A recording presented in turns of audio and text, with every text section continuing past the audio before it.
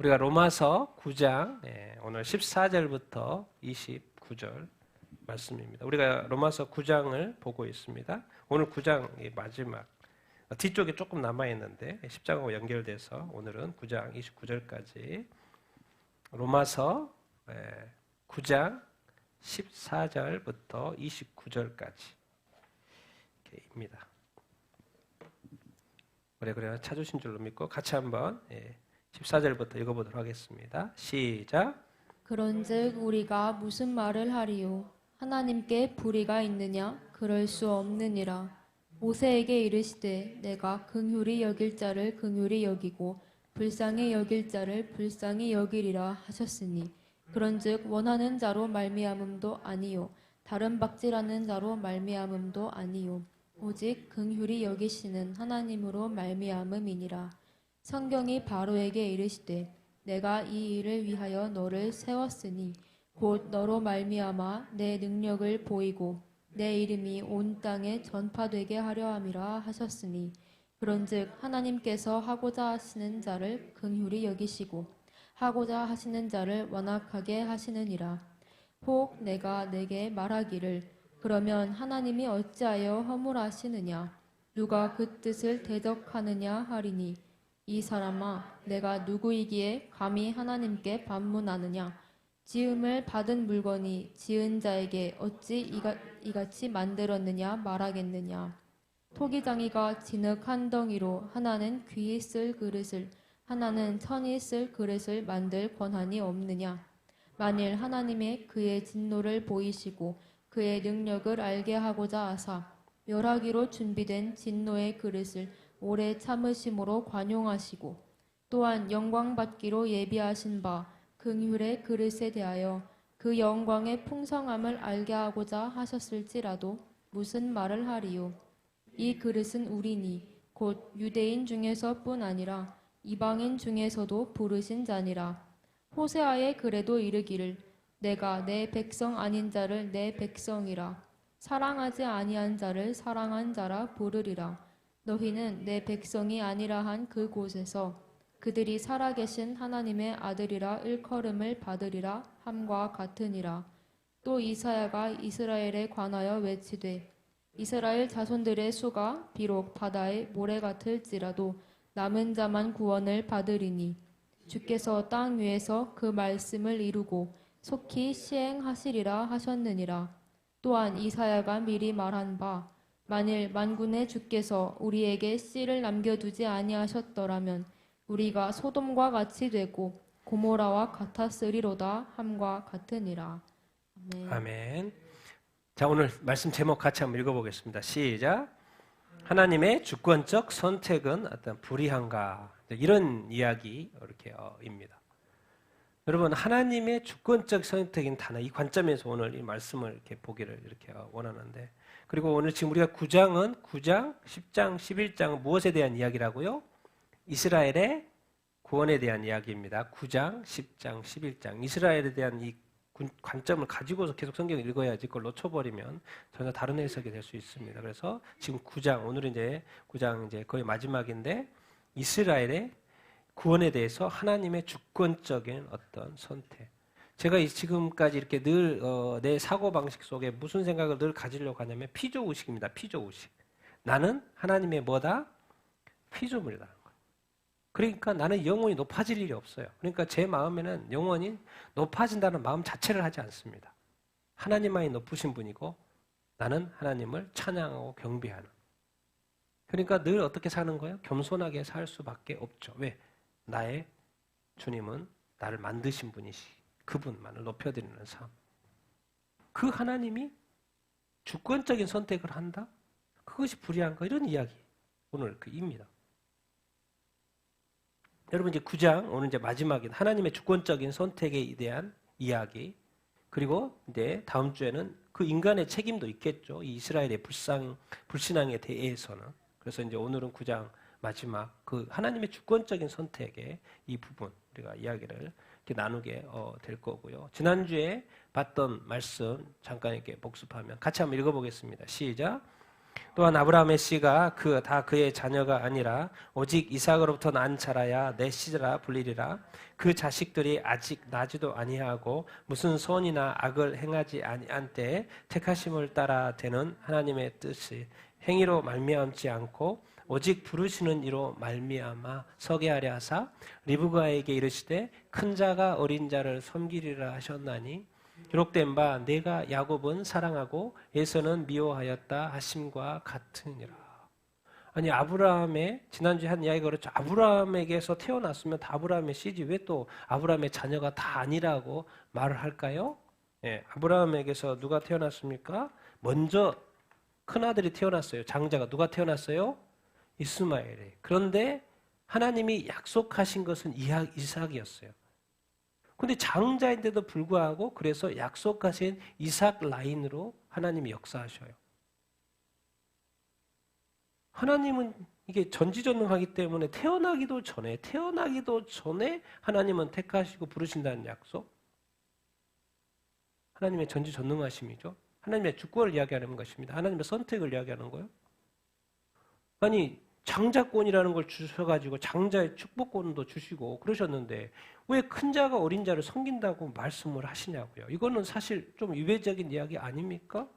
그런데 정확하게 하나님은 형 에서가 아닌 동생 야곱을 사랑하시고 에서를 미워하고 장자가 에서인데 하나님께서는 야곱을 선택을 하셔요.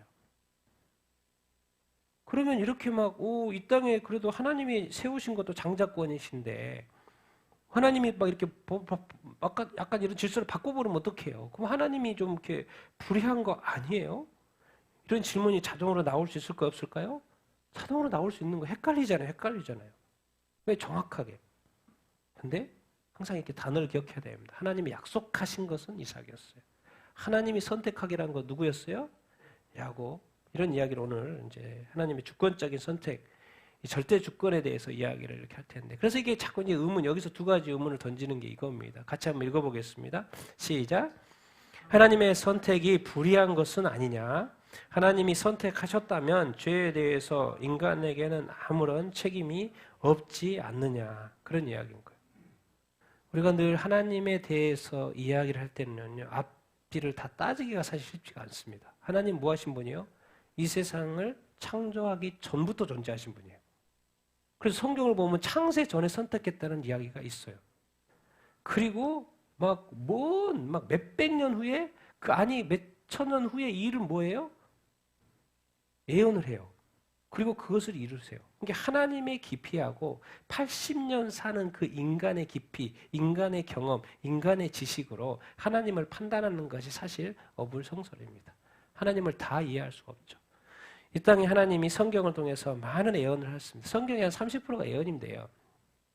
그 예언을 해석하는 데 있어서도 얼마나 많은 학자, 박사들이 연구를 해도 이게 갈려요. 이렇게 갈리고 저렇게 해석이 틀려요.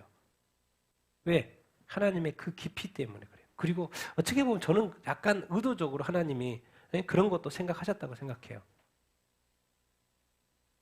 우리가 하나님을 선뜻 그냥 하나님의 선택, 하나님이 나에게 함께 하신다고 늘 하는데 기도해도 기도 응답을 자꾸 안 해주시네. 그러니까 우리가 언뜻 어떻게 쉽게 가버려요? 그냥 원망하고 이렇게 가버리잖아요.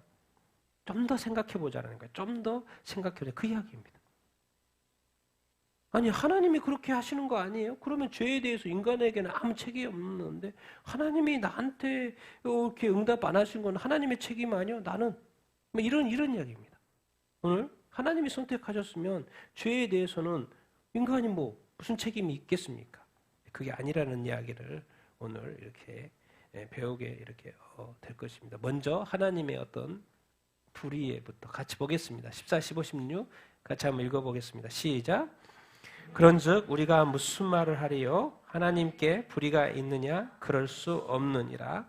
모세에게 이르시되 내가 긍휼히 여길 자를 긍휼히 여기고 불쌍히 여길 자를 불쌍히 여기리라 하였으니 그런즉 원하는 자로 말미암음도 아니요 다른 박질하는 자로 말미암음도 아니요 오직 긍휼히 여기시는 하나님으로 말미암음이니라. 아멘. 여러분, 그러니까 당연히 듣는 자 입장, 유대인의 어떤 입장, 이런 혼란 가운데 당연히 들은 생각은 하나님이 불의한 거 아니냐. 우리가 맞고 하나님이 다 하신 거니까, 하나님이 주권적으로 선택하신 거니까, 그건 하나님이 불의한 거 아니냐라는 질문을 할 수 있는데, 그럴 수 없다는 이야기를 이제 하나씩 하는 거예요. 모세부터 이야기를 이렇게 하는 것입니다. 항상 성경의 주어가 누구겠습니까? 성경의 주어가 누구겠어요? 쓰신 분이 누구예요? 하나님이시죠. 우리 인생의 주어가 누굴까요? 난 것 같죠. 그런데 누구실까요? 그 차이인 거, 그 차이. 그거를 아는 것이 아주 중요합니다. 그래서 성경을 읽으면 다 검은색으로 되어 있기 때문에 그냥 다 중요한 것 같이 여겨지죠. 근데 정확히 주어를 하나님으로 표현을 늘 하고 있어요. 그래서 그 관점에서 하나님의 성경책, 하나님의 말씀, 하나님이 주어의 관점으로 성경을 보면 말씀을 더 정확하게 이해할 수가 있죠. 그래서 모세에게도 하신 말씀이 있어요. 내가 긍휼히 여길 자를 긍휼히 여기고 불쌍히 여길 자를 뭐 하겠다? 불쌍히 여긴다. 우리 사람들은 뭐예요? 원하고 다른 박질에서 열심히 뭔가를 해가지고 선행을 해가지고 뭔 일이 되고 바뀌고 그런 게 아니라는 거예요. 모든 것은 어디로부터 말미암은다? 긍휼히 여기시는 누구로부터? 하나님으로부터. 우리가 이제 배워야 될 건 이 세상을 살면서 배워야 될 사고. 자, 일단 우리가 이것을 늘 잊어버리면 안 됩니다. 모든 사람은 뭐다? 아담이 범죄를 했기 때문에 모든 사람은 뭐다? 우리가 지금 아담 보고 맨날 뭐라고 하는데요. 만약에 우리가 아담의 위치에 있었다고 생각을 해보세요. 우리가 그때 죄를 지었을까요? 안 지었을까요? 우리는 안 지었을 수도 있다는 생각을 하죠. 그러니까 아담은 나쁜 놈이고 나는에게는 뭔가 의가 있을 거라는 그 생각. 조금이라도 나는 그래도 1%라도 그러지 않았을 가능성이 있을 거라는 그 생각. 그것이 문제입니다. 그것이 문제.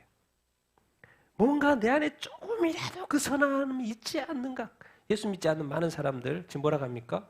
나는 죄인이라고 자기 자신을 여겨지잖아요. 왜? 지금까지 평생 살아면서 많은 선한 일을 했고 지금도 선한 일을 하고 있기 때문에 자기 자신의 선함.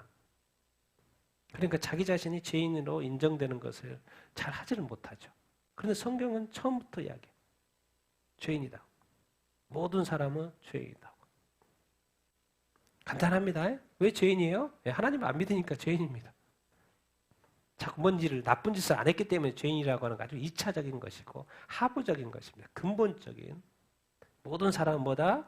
죄인이다. 그렇기 때문에 당연히 하나님의 뭘 받는다? 진노를 받고 뭘 받는다? 심판을 받는다. 하나님은 누굽니까? 창조하신 분이에요. 창조하신 분이 피조물을 만들었는데 피조물이 스스로 타락을 했단 말이에요. 어디다 붙어버린 거예요? 하나님을 떠나고 마귀에 붙어버린 거예요. 그것을 죄라고 하는 거예요. 그리고 하나님의 진노의 심판은 그러니까 정당 이렇게 한 거죠. 그런데 하나님이 죄인들을 어떻게 해요? 뭘 해요? 구원을 하신단 말이에요. 우리가 죄인 되었을 때, 우리가 악할 때 그냥 이렇게 살고 있는데 하나님은 그 아들 예수 그리스도를 이 땅에 보내가지고 십자가에 못 박히게 나거든요. 나는 뭐 그런 것도 모르고 살았어요. 근데 그것이 또 2000년 전에 일어났대요. 누군가 나한테 와서 전도를 해줘요. 예수님이 당신을 위해서 2000년 전에 십자가 못 박혀 죽었습니다. 뭔 소리야 도대체? 뭔 소리야 그게? 2000년 전의 일이 나하고 무슨 상관이야 도대체? 그런 거야. 우리가 죄인인데 나도 모르는 사이에 하나님이 뭐를 해요? 구원을. 아니 심판을 받아야 나는 죄인이니까 당연히 심판. 하나님도 믿지도 않고 교회도 안 나가고 하나님도 예배하지 않고 여전히 그냥 우상 숭배를 하든지 자기 자신을 믿고 살든지 뭐 재물을 믿고 살든지 내가 원하는 삶을 살고 있을 뿐 하나님은 절대로 안 믿고 교회를 절대로 안 가고 하나님을 예배하지 않는 그 죄인인데도 보니까 죄인이니까 하나님의 심판을 받아야 되는데 불구하고 그 하나님이 나도 모르는 사이에 구원의 역사를 다 이루셨어요. 그건 뭐예요? 하나님의 긍휼인 거예요. 긍휼이시.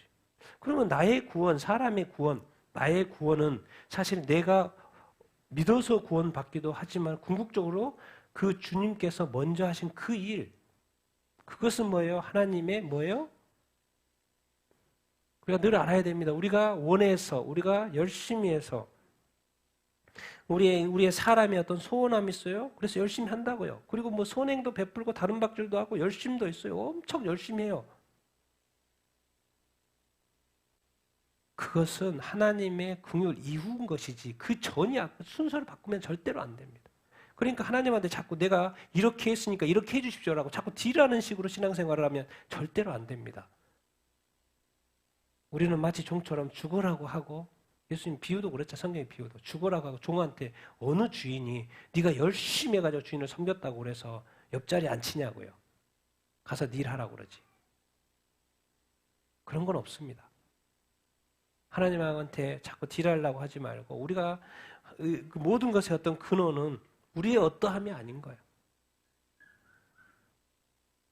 하나님의 사랑 때문입니다. 하나님의 어떤 긍휼 때문이라는 것을. 그래서 여기다 주어를 이렇게 쓰는 거예요.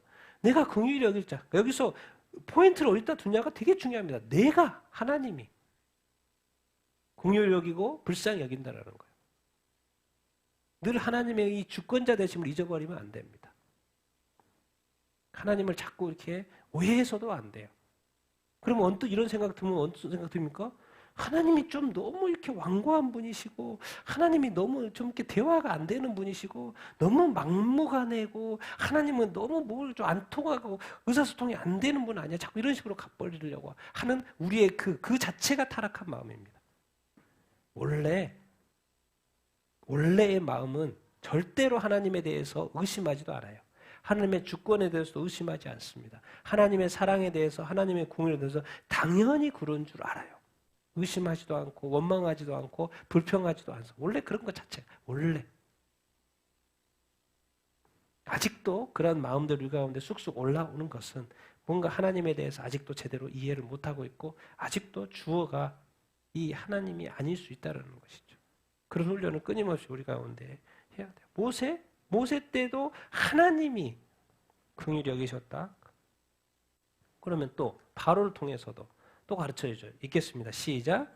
성경이 바로에게 이르시되 내가 이 일을 위하여 너를 세웠으니 곧 너로 말미암아 내 능력을 보이고 내 이름이 온 땅에 전파되게 하려 함이라 하셨으니, 그런즉 하나님께서 하고자 하시는 자를 긍휼히 여기시고자 하시는 자를 또 완악하게 하시니라. 여기서도 정확히 모세 하신 말씀인데 주어를 뭐로 쓰고 있어요? 주어를 내가요.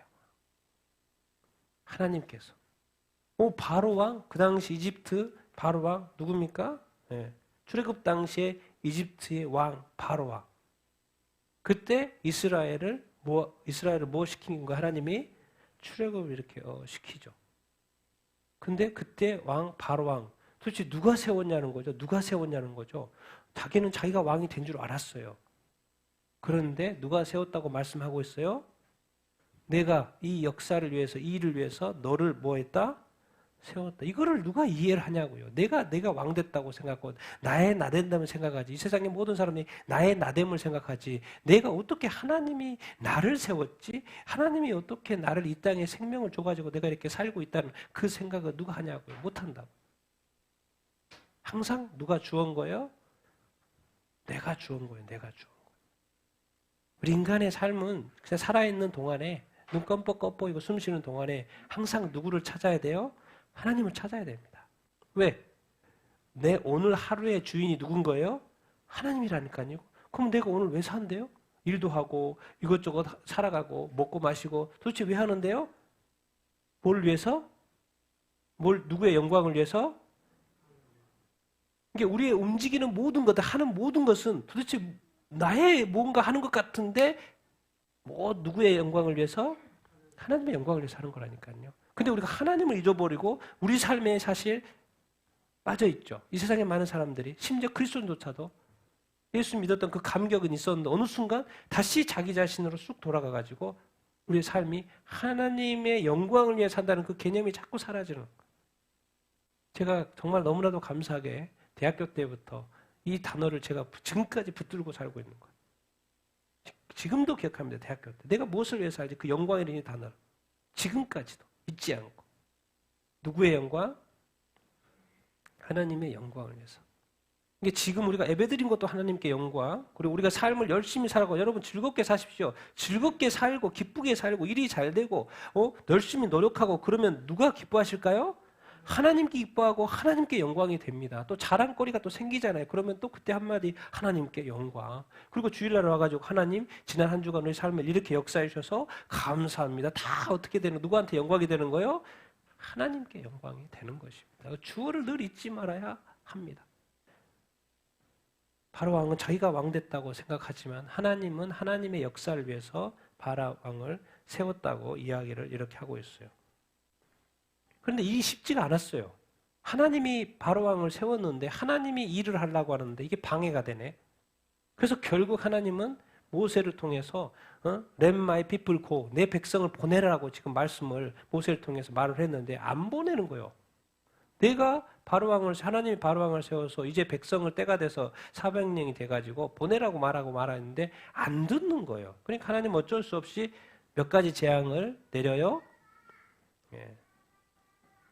피게이파, 악동우, 아급창 10개 재앙을 내립니다.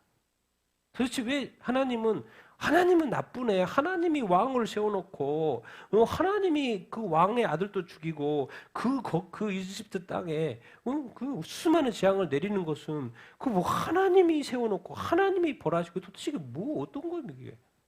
그게 아니라는 거예요. 하나님이 뭐 때문에 지금 이 일을 하고 있는 거예요? 완악함? 근데 성경을 자꾸 읽어보면 이런 표현도 있어요. 하나님이 완악하게 또 했다고 그러네. 그럼 하나님의 책임 아니에요? 하나님이 완악하게 해놓고 하나님이 재앙을 내리고 하나님이 그 아들을 죽이고 도대체 이게 그 말이 아니라는 거 제가 설명을 할 텐데 하나님이 때가 돼서 자기 백성을 내보내라고 자기가 하나님이 세우신 그 바로왕한테 말하는데 바로왕의 마음이 뭐예요 지금? 계속해서 뭐예요? 거절해요. 그걸 완악함이라고 계속 거절하는 거예요. 하나님이 세우신 왕, 하나님이 세우신 왕에게 하나님의 뜻을 지금 전달을 모세를 통해서 했어요. 그런데 계속해서 처음에는 아예 안 해. 그 다음에 중간에 좀 너무 재앙이 심하니까 하겠다고 조금 타협을 해. 그러다가 또 안 해. 그래 결국에는 그 첫째 아들이 죽는 그 10번째 재앙을 통해서 결국에는 손을 들고 그 백성을 내보내게 되는 어떤 것이죠. 여러분, 이 완악함, 우리가 생각할 때 지금 이 상황에서 보면은 이 바로왕이 완악해서 안 내보낸 것입니다. 근데 또 이상하게 성경에 보이는 주어를 하나님으로 하고 있어요. 하나님이 완악하게 하셨다라는 그 표현.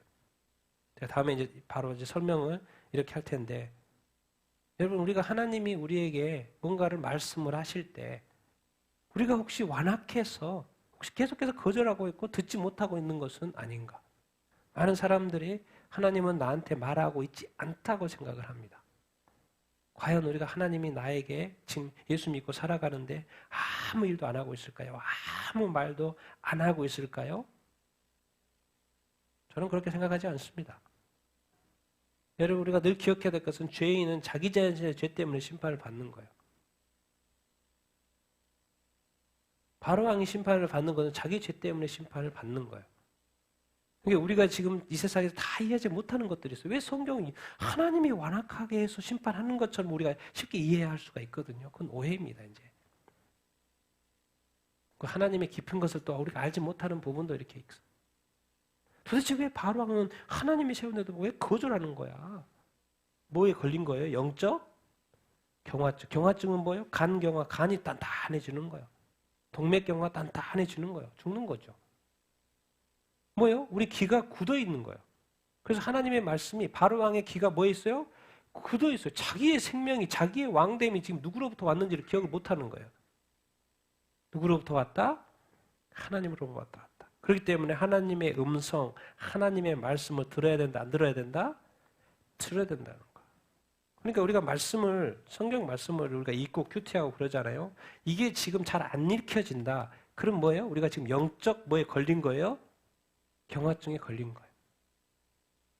왜? 우리의 마음 속에는, 우리 생각 속에는 우리의 것들로 80% 가득 차 있고 가끔씩 20%가 근데 20%가 무슨 영향이 있습니까? 우리 그 가슴 속에 영적 경화증에 걸려 있는 거죠. 우리 그리스도인은 당연히 예배하죠. 당연히 교회 가고, 당연히 헌금하고, 당연히 말씀을 읽죠. 그런데 이게 아무 영향력이 없다는 거예요. 우리 삶에 영향력이 없다는 거예요. 하나님의 말씀이, 하나님의 음성이, 하나님의 뜻이 우리 삶에 왜 영향이 없지? 그것은 80대 20 법칙으로 내 것이 80%가 들어있고 20%가 하나님께 없다고는 말할 수 없죠. 20%는 있으니까. 근데 이것도 뚫어야 되는, 회복돼야 되는 영적 경화증일 수 있다라는 것입니다. 지금 바로왕이 이렇게 자기 자신의 완악함 때문에 결국은 자기 자신의 아들이 죽게 되죠. 자기 자신의 목숨이 날아간 게 아니라 자기 자신의 아들의 목숨이 날아갔죠. 그래서 그때서야 깨닫는 거죠. 아, 이것은 하나님의 뜻이구나. 내가 거절할 수 없구나. 그래서 결국에는 그 마음을 거두고 그 백성을 보내죠. 왜 바로왕은 안 보냈겠습니까? 자기중심적으로 생각하니까 저 수많은 200명, 250만 명의 노예를 지금 내보내버리면 어떻게 되는 거야? 그럼 우리가 노예 짓을 해야 되나? 이런 생각. 손해보고 싶지 않고 자기 자신의 어떤 완악함. 그럼 도대체 왜 성경은 하나님께서 완악하게 했다고 이런 표현을 하실까요? 근데 우리 로마서 1장에서 이런 표현을 이렇게 있습니다. 완악하게 했다는 그 표현에는 완악한 상태로 너무 완악하기 때문에 하나님이 완악한 상태로 내버려 두신다는 말입니다. 내버려 두신다는 말이에요. 하나님이 그렇게 완악하게 하셨단 말은 완악한 상태로 하나님은 전혀 듣지 않으니까 내버려 두신다. 내버려 두면 어떤 일이 발생합니까? 같이 한번 읽어보겠습니다. 시작. 그러므로 하나님께서 그들의 마음의 정욕대로 더러움에 내려버렸사 그들의 몸을 서로 욕되게 하게 하셨으니 이 때문에 하나님께서 그들을 부끄러운 욕심에 내버려 두셨으니 곧 그들의 여자들도 순리대로 쓸 것을 바꾸어 영리로 쓰며 또한 그들이 마음에 하나님 두기를 싫어하며 하나님께서 그들을 다 근상실한 마음대로 내버려 두사 합당하지 못한 일을 하게 하셨으니 불의, 추악, 탐욕, 악의, 시기, 살인, 분쟁, 사기, 악도, 비방, 능욕, 교만, 자랑, 우매, 배아, 무정, 무자비. 하나님께서 사람들이 너무 완악해. 하나님께 나오지도 않아. 하나님 믿지도 않아. 그냥 예수님이 하나님이 우리가 죄인 되었을 때 자기 아들 예수의 십자가를 못 박았는데요. 그게 다 무용지물이에요. 아무 영향이 없어. 그렇게 하나님의 사랑을 베풀어서 너희를 위해 구원하기 위해서 이렇게 하셨다 그래도 듣질 않아. 어디에 빠져있기 때문에 그래요? 그들의 마음에 정욕대로 여전히 도로움 가운데. 그러니까 하도 안 들으니까 하나님이 이제 어떤 상태까지 가버리는 거예요? 내버려 두셔요. 내버려 두면 그게 좋은 결과가 나올까요? 안 나올까요? 안 나오죠. 그들의 몸을 서로 욕되게 하고 26절 하나님께 그들의 부끄러운 욕심 마음의 정욕, 부끄러운 욕심에 내버려 두니까 그들의 여자들도 순리대로 쓸 것. 그러니까 뭡니까? 지금의 동성애 문제는요. 하나님이 내버려 두니까 지금 이렇게 하고 있는 거예요. 그거 아니라고. 그렇게 성경에서 그렇게 말씀을 했어도 이제는 뭐예요? 전 세계가 아니요. 자기 욕심에 끌려서 그냥 돌이키질 않는 거예요. 그러니까 하나님이 뭐 해버리는 거예요? 내버려 두는 거예요. 그러니까 더욱더 남자고 여자고 더욱더 지금 뭐요? 이제 정치적인 어떤 목적의 어떤 젠더까지 만들어가지고 자기 인간의 욕심의 성적 타락뿐만 아니라 이제는 정치적인 의도 가운데 젠더라는 수많은 사회적인 이념까지 사회적인 성적 이념까지 만들어가지고 사람을 이렇게 옥죄고 있어요. 그러니까 사람들이 뭐예요? 타락에 가고 이렇게 있는 것이죠. 누가 그런 걸 압니까? 이 세상 사람들. 자기 먹고 사는데 바쁘고. 그리고 그것이 나한테 아무 지장이 없기 때문에 별로 지장이 없고 나는 그냥 결혼해가지고 자녀 낳고 열심히 살고 내가 행복하게 살면 되기 때문에 그것이 뭐 크게 영향을 미치지 않기 때문에 뭐 별로 그렇게 크게 생각하지 않아요. 단순히 어떤 소수 인권 이런 거 성소수자 인권 이렇게 하니까 뭐 그것도 맞는 말인 것 같고. 그런데 이상하게 세상은 더 어떻게 돼요? 하나님이 자꾸 내버려 두니까 더 나쁜 일 있어요, 없어요? 있어요. 그러니까 하나님은 내버려 두면 내버려 둔다고 뭐라 그러고. 그래서 하나님이 깨닫게 하기 위해서 처벌을 좀 하면 또 처벌한다고 뭐라 그러고. 그러니까 하나님은 완전히 동네북처럼 돼 있어요. 인간들이 성경에 보면 지옥에 빠져 있는 영혼들이 계속 그러는 거예요. 하나님에 대해서 뭐예요? 욕해요. 아니 이 정도 됐으면은 이렇게 요즘에 많은 재앙들을 통해서 사실 깨달아야 될 게 뭡니까? 이제는요 옛날에는 그냥 뭐 개인 단위 뭐 이런 단위의 어떤 재앙이라면 이제 뭐예요? 이제는 지역 단위, 막 나라 단위 재앙들이 막 이제 확대됐어요. 그럼 이 정도 이제 되면 사람들이 이제 조금씩 깨달아야죠. 왜 이런 재앙들이 좀 멈추지 않지? 그럼 올해 이 정도? 지금 하와이에서 불이 나가지고 지금 사망자가 벌써 80명 나왔습니다. 어제, 그제 제가 금요일 날 53명이라 그랬잖아요. 지금 벌써 80명 나왔어요. 더 있겠죠? 자기 이 세상에 가장 중요한 돈 벌어서 샀던 집 다 날라갔어요. 차 다 날라갔어요. 그리고 거기에서 살 사람조차도 다 죽어버렸어요. 그럼 뭐가요? 남는 거 하나도 없어요?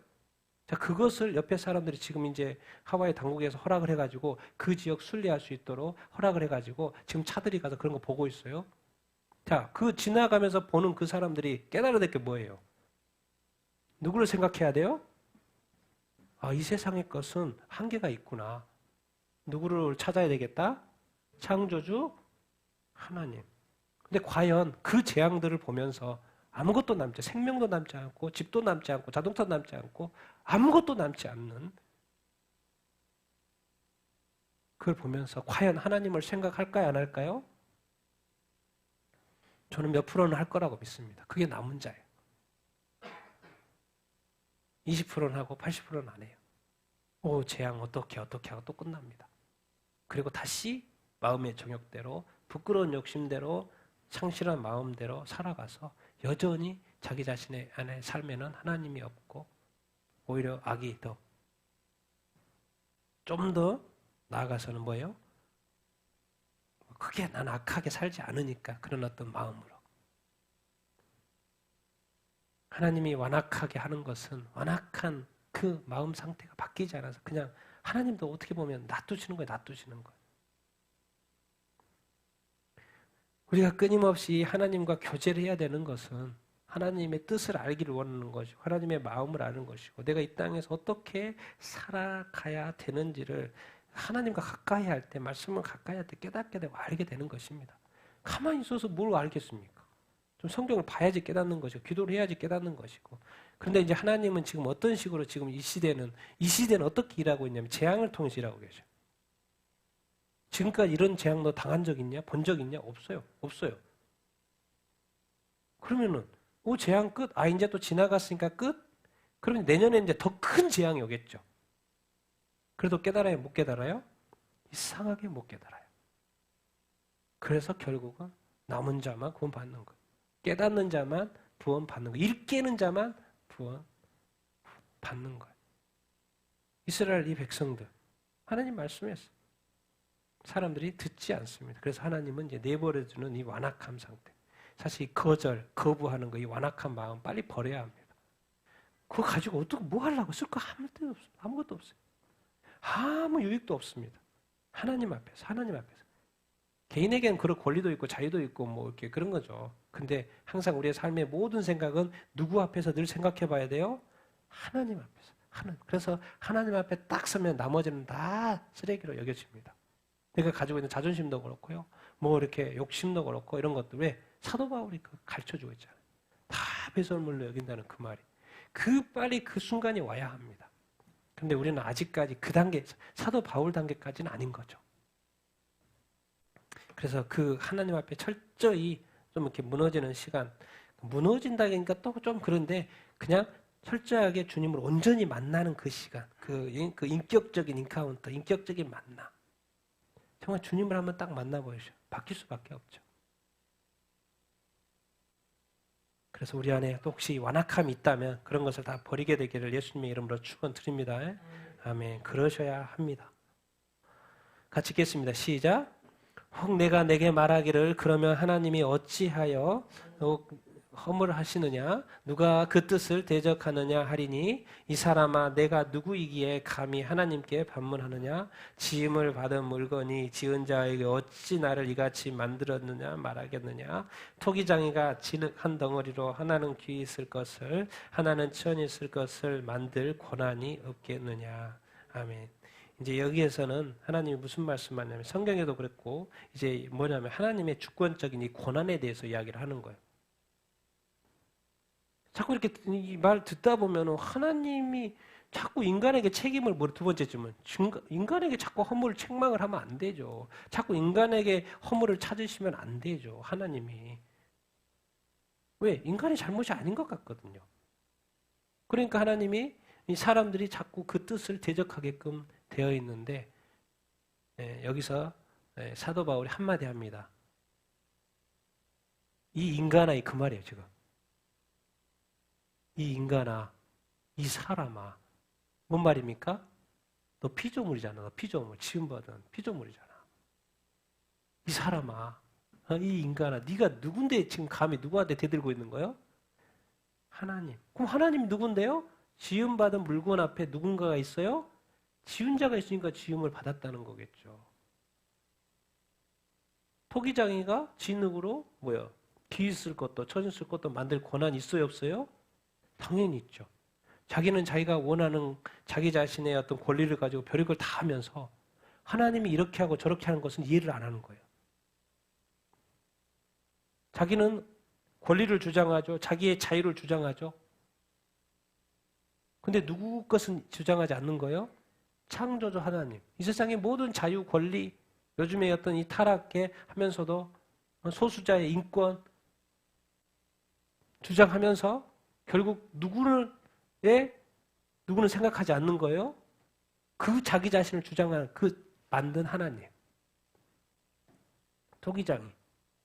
그래서 하나님은 없다 그러고 이것은 내 자유라 그러고 하나님이 아니라 그래도 성경에서 분명히 아니라 그래도 이것은 내 자유예요. 내 자유예요. 내 자유예요. 내가 원하면 하는 거죠. 내가 사회적인 성을 선택하면 선행하는 거죠. 선생님이 나는 이거 그러니까 이렇게 불러주세요. 나는 남자인데 여자로 불러주세요. 나는 어렸을 때부터 그렇게 생각 안 했어요. 불러주세요. 다 뭡니까 이것들이. 이 세상에 혼란이. 선생님이 그래서 배운 대로 아는 대로 가르칠 뿐인데 다 여기저기서 몇 사람이 막 다르게 불러달라고 그러니까는 지금까지 없었던 문화가 그 교실에 가득 차 있으니까 그게 뭐예요? 누가 무시되는 거예요? 하나님이 지은 자가 이 토기장이가.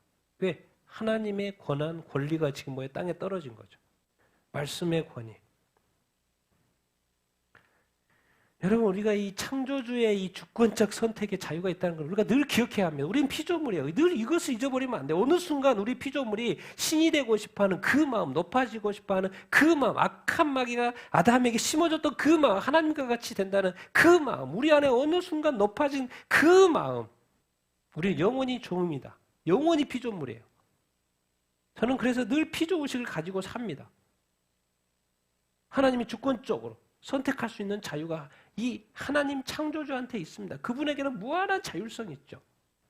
우리는 피조물이고 우리는 약간 책임이 있습니다. 타율적인 있어요. 피조물이기 때문에 들어야 되고 따라야 되고 순종하는 것.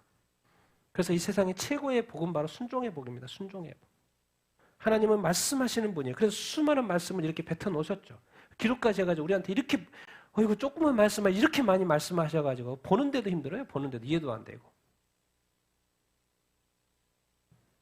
우리는 뭐예요? 봐야 되고 읽어가야 되고. 왜? 피조물이니까. 타율적으로 하나님의 듣고 뭐 해야 되니까? 순종해야 되니까. 그러니까 반대로 생각하면 우리가 성경을 안 보면 하나님의 말씀을 안 보면 우리가 말을 많이 하게끔 되어 있고 내가 말을 많이 한 것만큼 누군가는 들어야 되고 거기에 또 순종을 요구하겠죠. 근데 어떤 훈련이 먼저 돼야 되냐? 내가 이 하나님의 말씀이 수많은 이 지치도록 많이 해놓은 이 하나님의 말씀을 읽고 내가 듣고 뭐요? 깨닫고 배워서 또 깨닫고 순종하는 훈련을 많이 해놔야 되죠. 그것이 무엇인가를 깨달아야 돼요. 그러면 내가 사람과의 관계에서도 어느 정도 말을 해야 되고 어떻게 또 그런 것을 다 알게 되는 것입니다. 근데 어느 순간 우리가 다 하나님의 자리에 앉아가지고 다 말만 하고 자기가 주권적인 선택을 이렇게 하고 자기의 자유를 주장하고 자기의 무한한 자유, 무한한 자기의 어떤 권한을 요구한다. 누구처럼? 하나님처럼. 그러다 보니까 요즘 이 세상이 어떻게 돼버린 거예요? 아주 복잡하게 돼버렸어요. 무슨 사회적인 성이 50몇 개, 80개 만들어가지고 도대체 사람이 몇 사람인지도 모르겠어요. 이제는 남녀밖에 없는데 성은 지금 막 몇십 개가 돼가지고 2개인 줄 알았는데 얘는 얼마 전까지만 해도 2개였죠. 어느 순간 누구 자리에 앉은 거예요. 예.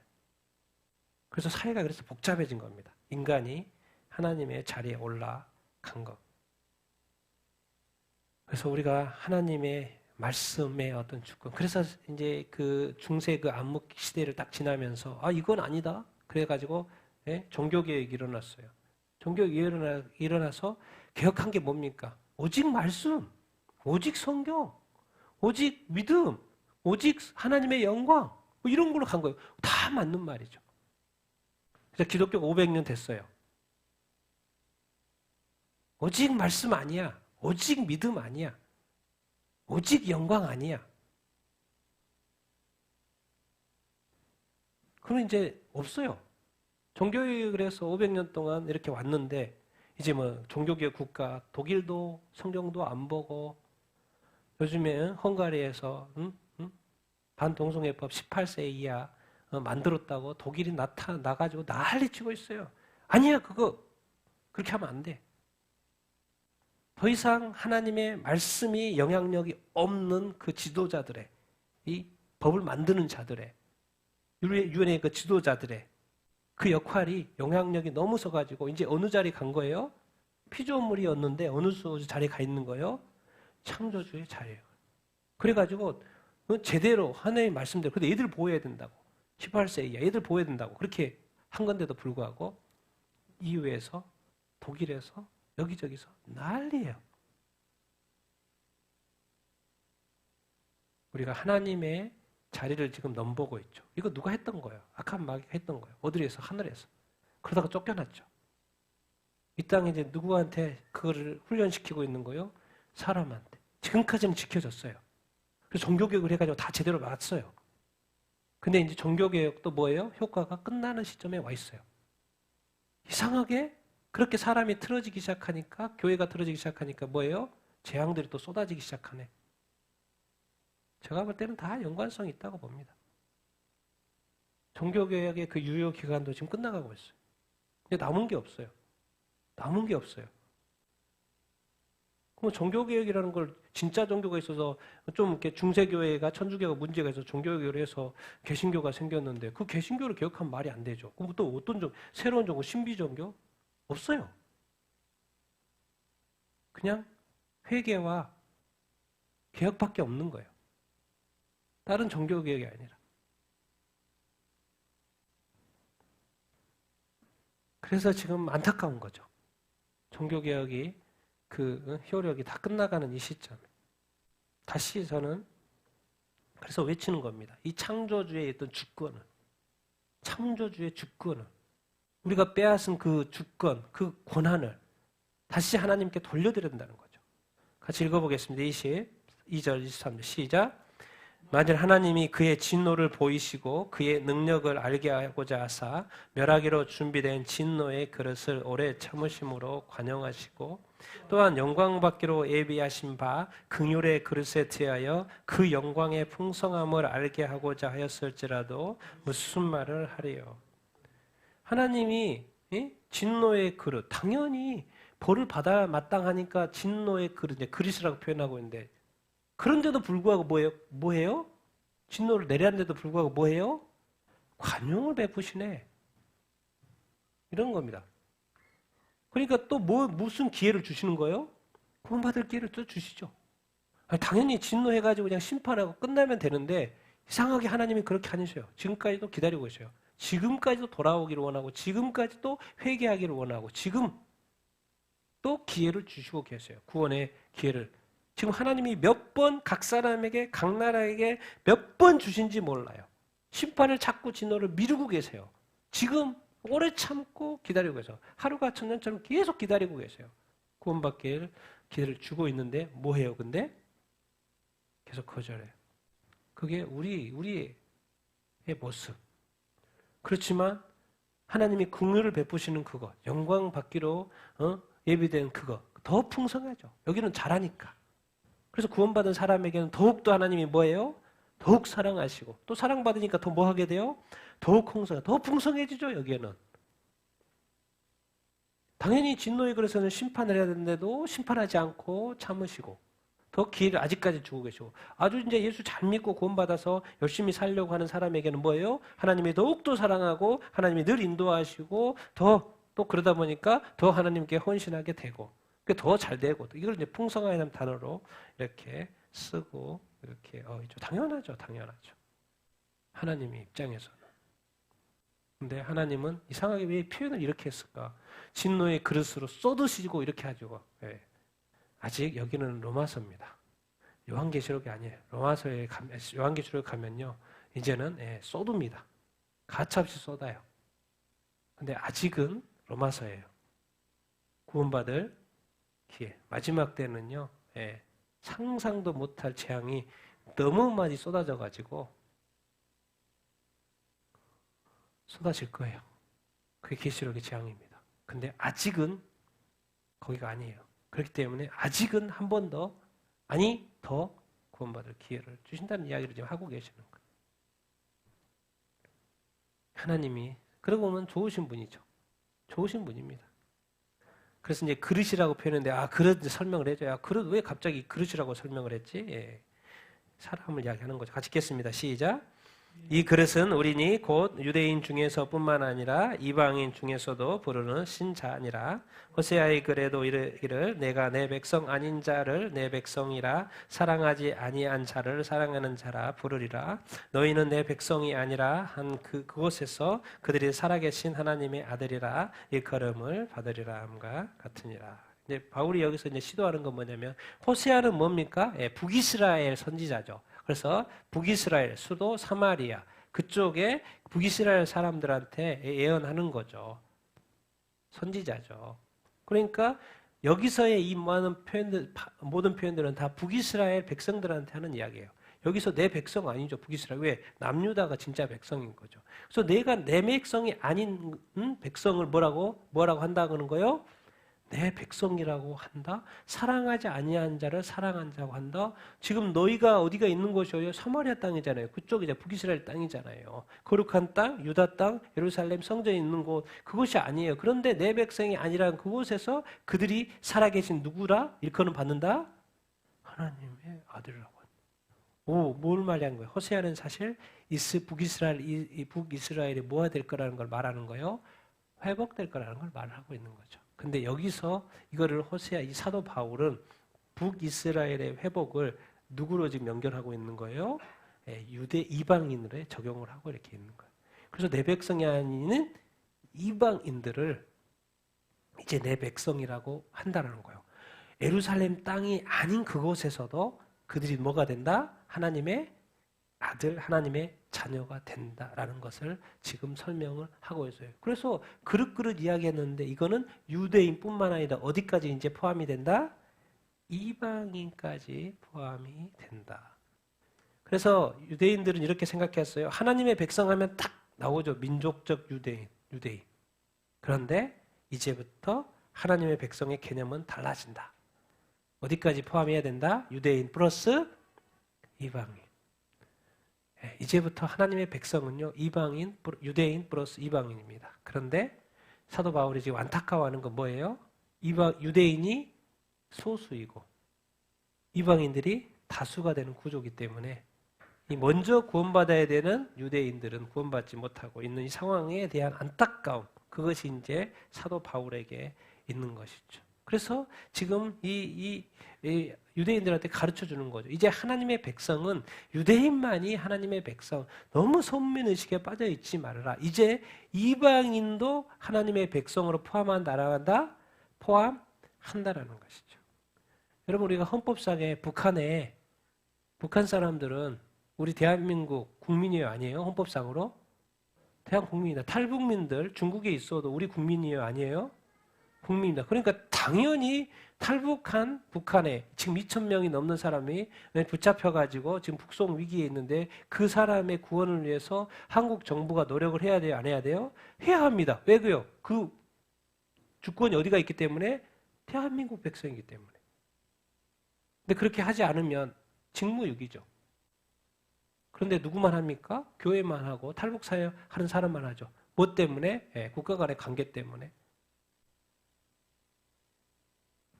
북한 사람도 우리 국민에 속해 있습니다. 우리가 볼 때는 교회만, 예수 믿는 사람만 하나님의 백성인 것 같죠? 근데 그게 아니에요. 사실은 안 믿는 사람도 하나님이 볼 때 하나님의 백성이에요. 근데 어떤 백성인 거예요? 잃어버린 백성인 거죠. 그래서 그 잃어버린 백성을 다시 되찾기를 원하시는 거죠. 그 백성도 회복되기를 원하시는 것이죠. 그래서 하나님이 사실 엄밀히 볼 때는 모두가 다 하나님의 백성인 거죠. 근데 유대인들은 그 선민의식에 빠져 있었어요. 우리 교회는 교회의 선민의식에 빠져 있었어요. 그래서 세상과 분리되어 살아요.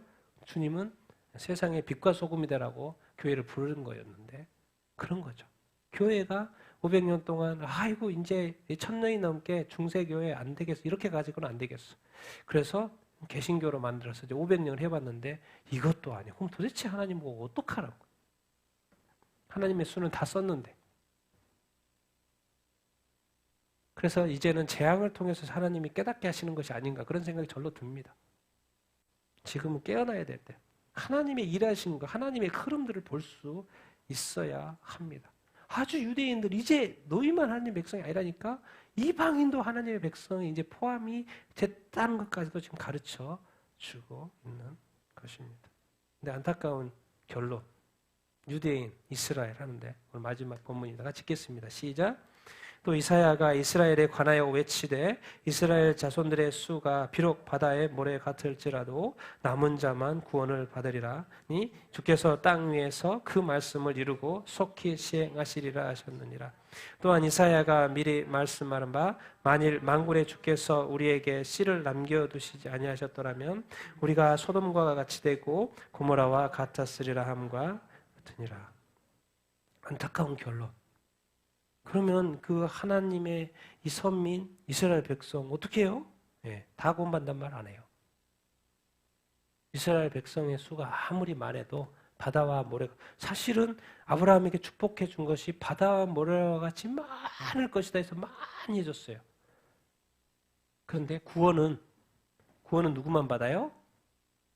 남은 자만 받아요.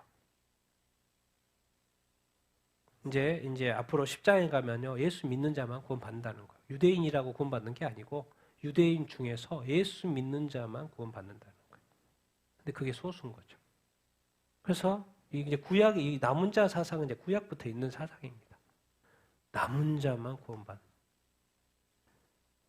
이사야서 말이에요. 이사야서 또 만일 만군의 주께서 우리에게 뭘 남겨주지 않으면 씨를 남겨두지 않았더라면 우리가 소돔과 고모라 같았을 거야. 소돔과 고모라가 뭔 말입니까? 이게 뭔 말이에요 여기서 지금? 통째로 망해버렸어요. 지금 하와이처럼 통째로 한 섬이 그냥 쑥대밭 해버렸다니까요. 소돔과 고모라요. 그 성이 통째로 날아가 버렸어요. 몇 명 살았어요? 롯 가족 몇 명 살았어요? 다 날아가 버렸어요. 통째로. 앞으로 이런 일들이 이제 이 세상에 있겠죠. 통째로 날아가는 그런 일들이. 그러니까 하나님이 그런데도 불구하고 거기에 씨가 있었어요, 없었어요? 씨를 남겨놨어요. 롯과 그 몇 명. 그러니까 하나님은 처음부터 모든 민족에 가서 복음을 전이라고 그랬어요.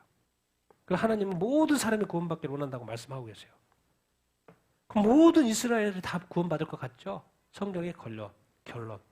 이스라엘 민족 많아도 남은 자만 구원받는다는 결론이에요. 예수 믿는 자만 구원받는다는 거예요. 그래서 우리가 기억해야 합니다. 이스라엘 백성이 전멸하지 않고 그러면 하나님을 예수 그리스도를 십자가에 못 박혀 죽인 이 이스라엘 민족 다 하나님이 벌해도 전멸시켜도 뭐 할 말 없지 하나님 없지 하나님의 아들 십자가에 못 박았습니다. 그런데 하나님은 그 중에서 예수 믿는 자를 그 십자가에 못 박힌 그 예수를 믿는 자를 그 못 박힌 예수를 바라보는 자를 그것이 남는 자들입니다. 그 예수를 믿는 자를 뭐해요? 구원을 하신단 말이에요. 그러면 그것이 하나님의 긍휼이 아니에요? 긍휼인 거예요. 하나님이 긍휼이 또 예수 믿는 이스라엘 백성을 거부하지 않습니다. 유대인들을 거부하지 않습니다. 예수만 믿으면, 예수의 이름만 부르면 구원 받는다 안 받는다? 그 사람은 하나님이 구원하신다는 거예요. 구원하신다는 거예요. 근데 안 부르면, 안 믿으면 이 세상이 나중에 전멸될 것입니다. 전멸될 거예요. 소돔과 고모라도 무너지고 뭐죠? 바벨론 성도 무너지고 전멸할 겁니다. 그때 예수 믿는 자만, 유대인 중에서도 그렇고 이방 중에서도 그렇고. 그래서 또 이제 생각해 보는 거예요. 우리도 뭐에 속해야 되는 거? 이방인 중에서 뭐에 속해야 돼요? 남은 자에 속해야 됩니다. 이제 사실 우리가 얼마나 감사합니까? 지금 예수 믿는 유대인들은 그 많은 사람 중에서 지금 몇만 명 예수 믿는다고 하는데 우리는 지금 뭐예요? 우리 예수 믿는 자 이미 들어왔어요. 이 남은 자에 들어왔어요. 그러니까 이 구원, 정말 이 세상에 가장 중요한 게 구원입니다. 이 구원을 잘 지켜야 될까 안 지켜야 될까요? 지켜야 될까. 그래서 내가 예수 믿고 구원받고 천국 가는 것도 사실은 하나님의 뭐 때문에 가는 거예요? 하나님 때문에 가는 거예요. 하나님의 사랑하심과 이게 긍휼하심과 하나님의 붙들어 주심 때문에 가는 거예요. 사실은 내가 어떻게 뭐 잘해가지고 구원받는 게 아니고. 그래서 겸손할 필요가 이렇게 있고. 그래서 우리는 철저하게 남은 자에 속하여 있는 걸로 이렇게 믿습니다. 그리고 우리가 이미 구원받은 줄로 이렇게 믿습니다. 그것이 하나님의 은혜인 줄로 믿습니다. 그것을 우리가 이제 끝까지 이 세상에 많은 성경들이, 사상들이 정치적인 이슈 여러 가지 때문에 반성경적으로 간다고 할지라도 아닌 건 아닌 거예요. 우리의 목숨을 걸고 그 마음을 늘 가지고 살으셔야 됩니다. 타협하면 안 됩니다. 그래서 이 땅에 예수 믿고 사는 것이 남은 자는 소수입니다. 그러고 보면 이 안타까운 뉴스를 제가 말할 수밖에 없어요. 구원받은 자가 이 80억 중에서 작을 수도 있다는 이야기예요, 지금. 아니, 지금 세상을 봐도 그렇잖아요. 이제는 뭐예요? 교회가 이 종교개혁을 통해서 번성하던 시대가 이제 지나가고, 이제 뭐예요? 교회가 꺼져가는 시대로 살고 있어요. 마지막 추수가 지금 계속 진행이 되고 있는 거죠. 마지막 추수가. 우리가 이 시대를 분별할 수 있어야 되고 정말 끝까지 다시 한번 마지막으로 이 구원보다 중요한 것이 없습니다. 그리고 이미 우리는 남은 자에 속해 소수의 믿는 자에 속해 있습니다. 이 믿음을 끝까지 지켜야 되는 줄 이렇게 믿습니다. 천국도 하나님의 선물이고요. 구원도 하나님의 선물이고 영생도 하나님의 선물이에요. 우리가 어떤 노력을 어떻게 하는 게 아니라 우리는 그냥 더 열심히 하나님 붙들고 더 열심히 기도하고 더 하나님 말씀에 이렇게 있고 더 예수님처럼 예수님을 이렇게 믿음을 더 온전히 굳건하게 해야 되는 줄 이렇게 믿습니다. 내가 해야 되는 건 그거예요. 그렇게 하다 보면 더 주님께 붙들면 주님이 또 가르쳐줘요. 어떻게 살아야 될지도 다 가르쳐줍니다. 사실 모든 것이 그 근원이 다 하나님께로 나와요. 그러니까 하나님께로 우리가 가야 된다는 거예요. 물어야 된다는 거예요. 기도해야 된다. 하나님 말씀 봐야 된다는 거예요. 예, 나의 모든 것이 다 하나님께로 나올 것이기 때문에 나의 구원조차도 우리 같이 한번 오늘 말씀 하나님의 주권적인 선택 절대로 불의하지 않습니다. 우리 같이 한번 이렇게 하나님은 우리를 얼마나 사랑하시고 긍휼을 베푸시고 구원하시기 모르는지 모르겠습니다. 하나님은 또 우리를 창조하신 분이기 때문에 나름 이렇게 책임을 가지고 열심히 우리를 붙들고 계시고 인도하고 계신 줄 이렇게 믿습니다. 우리가 피조물이지만 우리의 이 하나님이 더욱더 사랑하셔서 구원하셔서 여기까지 온 것 아니겠습니까?